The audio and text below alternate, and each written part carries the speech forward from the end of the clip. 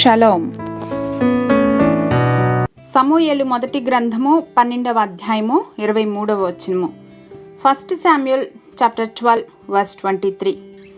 నా మట్టుకు నేను మీ నిమిత్తము ప్రార్థన చేయుట మానుట వలన యెహోవాకు విరోధముగా పాపము చేసిన వాడనగుదును, అది నాకు దూరమగునుగాక. As for me, far be it from me that I should sin against the lord by failing to pray for you. ఎవరైతే దేవుని పాదాలను ఆశ్రయించటానికి ఎక్కువ మక్కువ చూపుతారో వారు జీవితంలో విజేతలుగానే ఉంటారు. చాలామంది ప్రార్థనలకు జవాబు పొందుకోలేకపోవటాన్ని బట్టి నిస్సహాయులుగా మిగిలిపోయామనుకుంటారు. కానీ సాడ్ పార్ట్ ఏంటంటే అసలు వారు ప్రార్థనలే చేయకపోవటం. The greatest tragedy of life is not unanswered prayers but unoffered prayer.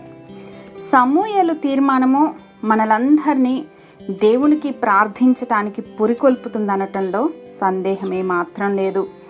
మనము నెమ్మదిగాను సుఖముగాను బ్రతుకు నిమిత్తము, అన్నిటికంటే ముఖ్యముగా మనుషులందరి కొరకును, రాజుల కొరకును, అధికారుల కొరకును విజ్ఞాపనలు, ప్రార్థనలు, యాచనలు, కృతజ్ఞతాస్తుతులను చేయవలనని హెచ్చరింపబడినామని, ఆజ్ఞాపింపబడినామని లేఖనాలు సెలవిస్తూ ఉన్నాయి.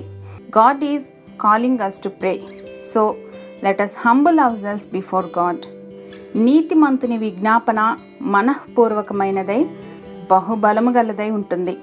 శాశ్వత ప్రేమతో మమ్మల్ని ప్రేమించిన మా ప్రియ పరలోకపు తండ్రి, మీ సన్నిధిని నిరంతరం కనిపించి మీకు కృతజ్ఞతాపూర్వకంగా మా విన్నపములను తెలియజేయగలిగిన జ్ఞానమును అనుగ్రహించమని యేసు నామంలో ప్రార్థించి పొందుకొని ఉన్నాం మా ప్రియ పరలోకపు తండ్రి.